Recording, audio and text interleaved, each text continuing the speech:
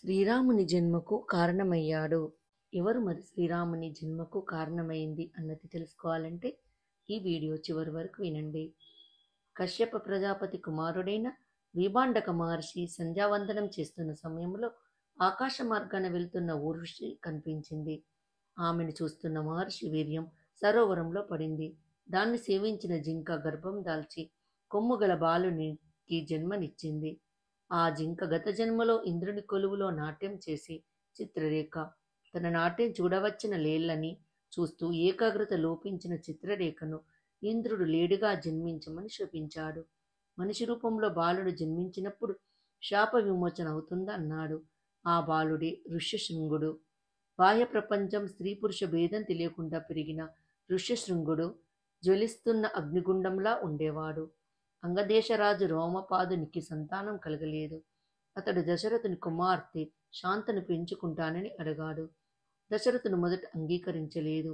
కులుగరువైన వశిష్ఠుడు చెప్పగా ఏడాదిలో 6 నెలలు రోమపాదుని దగ్గర శాంతనుంచేందుకు అంగీకరించాడు.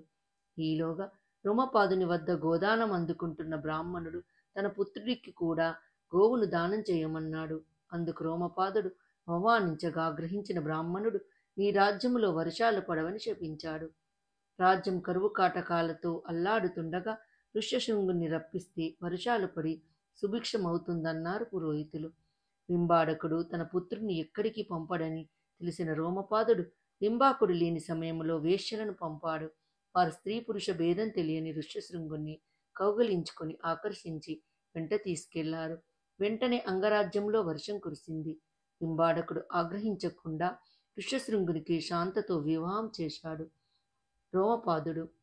తర్వాత ఋష్యశృంగుని ఆధ్వర్యంలో దశరథుడు పుత్రకామేష్టి యాగం చేయగా శ్రీరాముడు జన్మించాడు. అలా రాముడి జన్మకు ఋష్యశృంగ మహర్షి కారణమయ్యాడు. ఈ వీడియో మీకు నచ్చినట్లయితే లైక్ చేయండి, కామెంట్ చేయండి, సబ్స్క్రైబ్ చేయండి. నోటిఫికేషన్ల కోసం పక్కనే ఉన్న బెల్ ఐకాన్ క్లిక్ చేయండి. Thank you.